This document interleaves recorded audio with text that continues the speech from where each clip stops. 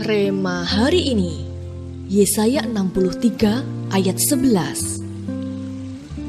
Lalu teringatlah mereka kepada zaman dahulu kala, zaman Musa hambanya itu.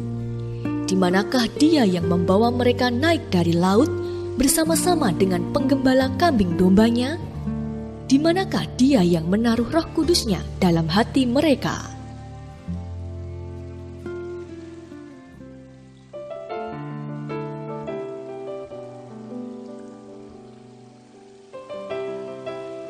Sebagai orang Kristen, kita menyembah Allah yang Tritunggal, Allah Bapa, Allah Anak, dan Allah Roh Kudus.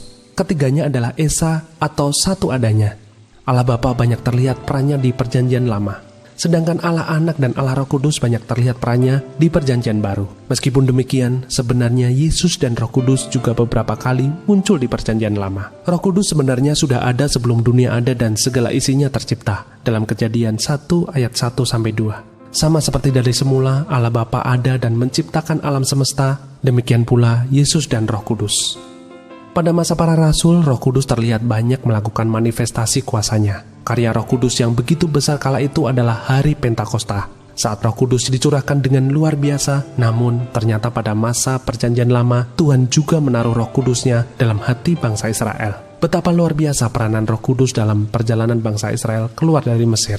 Roh Kuduslah angin yang membelah lautan yang mereka seberangi. Roh Kuduslah yang turun sebagai tiang awan dan tiang api untuk menuntun mereka. Roh Kudus jugalah yang menyertai Yosua sehingga ia bisa mengalami rentetan kemenangan yang begitu luar biasa dan mukjizat-mukjizat tidak masuk akal. Seperti Yosua, Tuhan juga yang akan membuat kita mengalami hal yang sama. Oleh karena itu, penuhilah hidup kita dengan Roh Kudus, sehingga kita bisa membebaskan bangsa kita dari kegelapan pada terangnya yang ajaib. Bersama dengan Roh Kudus, kita akan dibuatnya mengalami mujizat yang tak masuk akal, mujizat yang tidak pernah kita pikirkan sebelumnya, dan mandat membebaskan bangsa bukanlah perkara mustahil lagi untuk kita jalankan.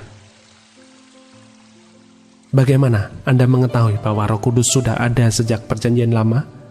Apakah buktinya? Sudahkah hidup Anda dipenuhi dengan Roh Kudus? Jika sudah atau belum, mengapa? Apakah peran Roh Kudus dalam hidup Anda saat ini? Sebutkan.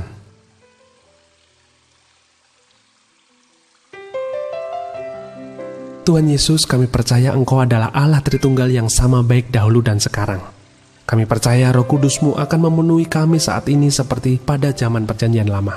Bawalah kami untuk mengalami mujizat-mujizat tak masuk akal dan perkara-perkara yang dahsyat, sehingga terang-Mu menjadi nyata atas kami. Di dalam nama Tuhan Yesus kami berdoa. Amin.